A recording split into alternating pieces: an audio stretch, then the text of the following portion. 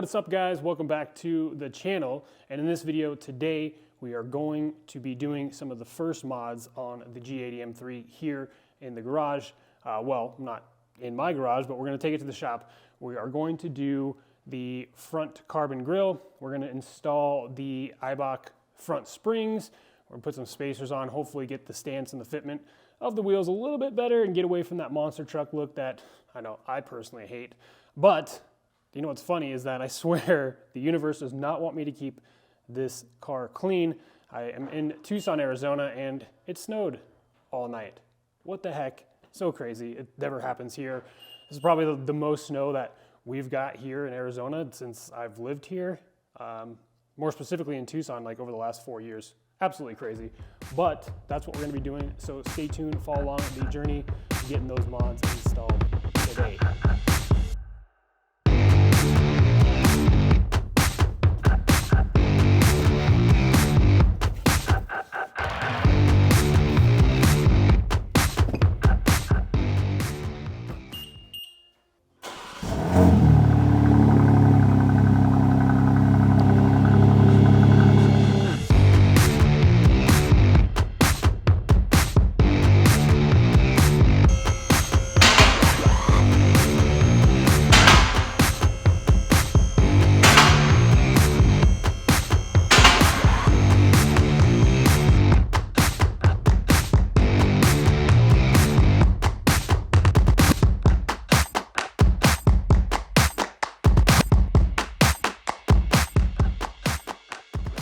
So we are back here in the garage, and as you can see, we have the new carbon fiber grille installed on the front bumper, and it looks absolutely aggressive. I love it. I love the way it looks. I can't wait to have the rest of the carbon fiber bits on the front end itself. I think it's really gonna pull everything together. Right now, it looks a little bit out of place, but those other pieces will be changing soon. Now, when we went ahead and put this carbon fiber grille in, we did run into a couple of different issues. And mainly the issues that we had were with these two front sensors here. So these are the parking sensors that are mounted in the stock grille that you have to transfer over to this aftermarket carbon grille. So the way that this carbon grille was set up is that there is some mounting points on the back side of these holes here where you would actually plug in the parking sensor. And when we were going to do that, we noticed that those mounting points are actually kind of glued in. I don't know if they use super glue or something like that, but they were loose. And we tried to do our best to kind of like JB weld them back onto the carbon here and be able to stuff those sensors back in. However, it didn't end up working out. And as you can see, I'll show some clips, but this sensor in particular is actually kind of recessed back into the grille itself, which is super unfavorable, right? Also, there was a couple of these O-rings, or not really O-rings, but kind of like rubber gaskets that go on the outside of the sensors that were damaged a little bit too from just trying to finagle our way or pushing it in there and trying to get it to sit flush. So I actually reached out to the company that sold me this product. They are Project Gamma. And they've been super helpful in helping me navigate like what we should do. So what they're going to be doing is sending out just a full replacement grille, and then we're going to go ahead and install the new grille.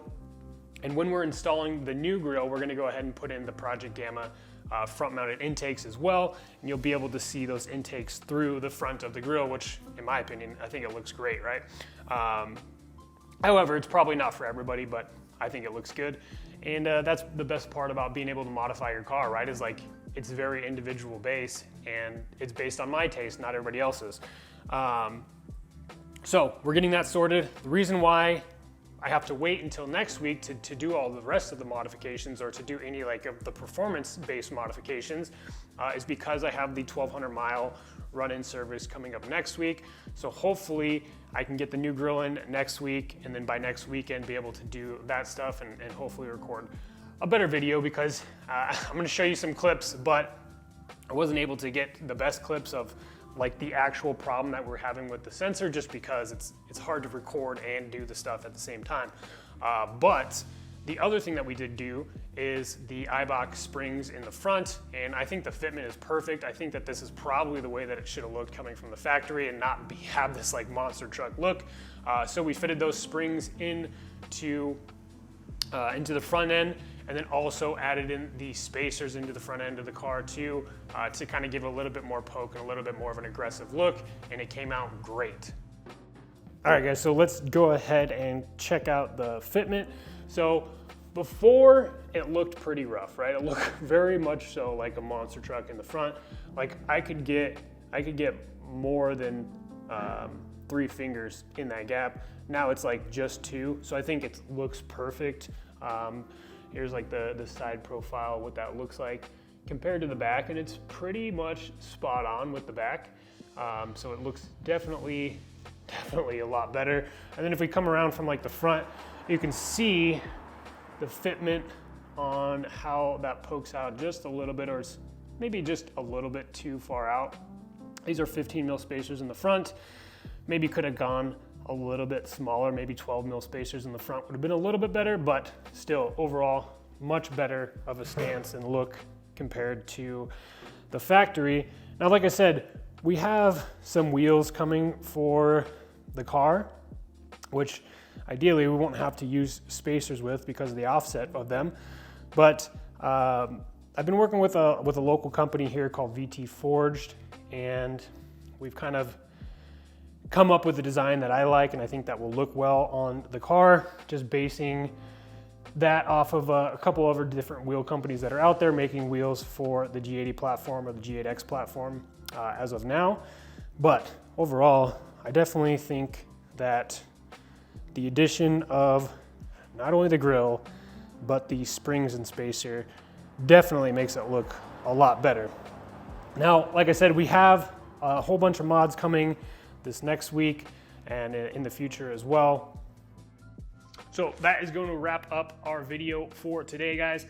Also, if you own one of these cars now, I would love to know what other people's exhaust setups are, because I know that there's so many different options, and that's one thing I'm kind of trying to dial in right now. I do have downpipes, which I know like it's not super important, but in terms of like mid pipes and things like that, or full exhaust, it's also some things that I'm looking at. But like I said, there's so many different options. So let me know if you own a M3 or even M4, if you've upgraded your exhaust, what you went with. Other than that, guys, thank you so much for tuning in to today's video, and we will catch you on the next one.